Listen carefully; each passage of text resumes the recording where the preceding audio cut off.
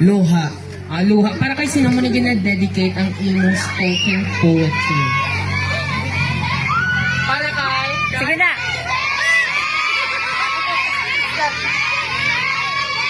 Hindi ko kabati. Kay Benji Bon. Sige. Ready ka na? Ready na si kayo. Oh, let's give a round of. Luha. Luha, 4 na letra, pero pag ito tumulo sa iyong dalawang mga mata, di mo na mapigilan pa. Lalo kung nalaman mo ang taong gusto mo, nawawala na ng time sa'yo. Sakit, di ba? Yung binuhos ko lahat ng oras ko sa'yo, pero binaliwala mo lang. Sayang, pero nagpapasalamat ako na nakilala kita.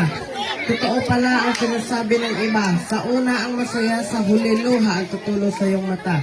Ano ba, di mo ba kaya? Di mo ba kaya magmahal ng lalaking di gwapo? Basta gwapo, panalo ano, gwapo lang ang gusto. Bakit? Nadyowa mo na ba, tatay, kuya at tito ko? Nagigigil ako, yan ang sinasabi ko.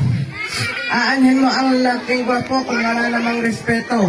Aanhin mo ang lalaking magandang katawan kung hindi ka kayang alagaan.